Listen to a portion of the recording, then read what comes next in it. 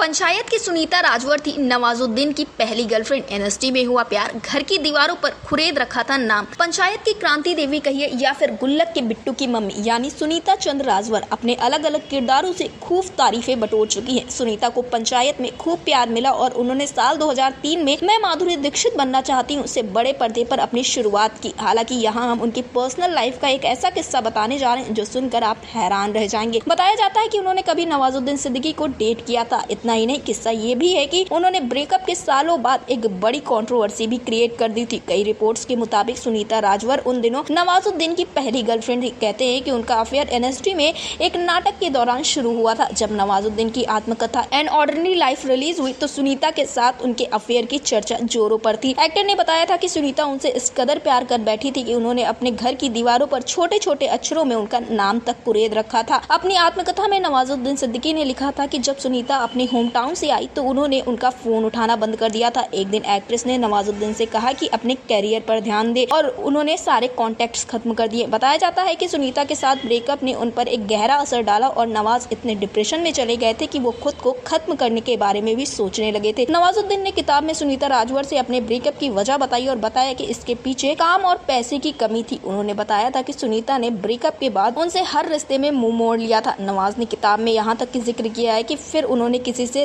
रिश्ता नहीं रखा। उन्होंने खुद को हर रिश्ते से बनने से रोक लिया था, यहाँ तक कि अपनी पत्नी के साथ भी। फिर भी जो हुआ उसका एक विश्लेषण करना जरूरी था। उनका मानना है कि सुनीता को किसी ने सलाह दी होगी। उन्होंने कहा सुनीता को सलाह दी गई होगी कि उन्हें शायद किसी सक्सेसफुल व्यक्ति को डेट करना चाहिए, ना कि किसी स्ट्रगल करने वाले बेबस और बेरोजगार एक्टर को। आज सुनीता सबको बताती है कि वह कभी मेरे साथ बहुत ही गंभीर रिश्ते में नहीं थी। यकीन नहीं होता ना। नवाज की आत्मकथा में प्रकाशित होने के बाद तुरंत सुनीता ने इस पर रिएक्शन दिया। उन्होंने उन पर सहानुभूति बटोरने के लिए, झूठ फैलाने के लिए उनकी आलोचना की थी। उन्होंने फेसबुक पर एक पोस्ट में खुलासा किया कि नवाज से उनका ब्रेकअप इसलिए नहीं हुआ था कि उनकी स्थिति खराब थी, बल्कि उनकी खराब सोच की वजह से यह ब्रेकअप हुआ था। उन्होंने ये भी बताया था कि एक्टर ने कभी इस रिश्ते को गंभीरता से नहीं लिया और अपने दोस्तों के सामने इसे मजाक की तरह पेश किया था।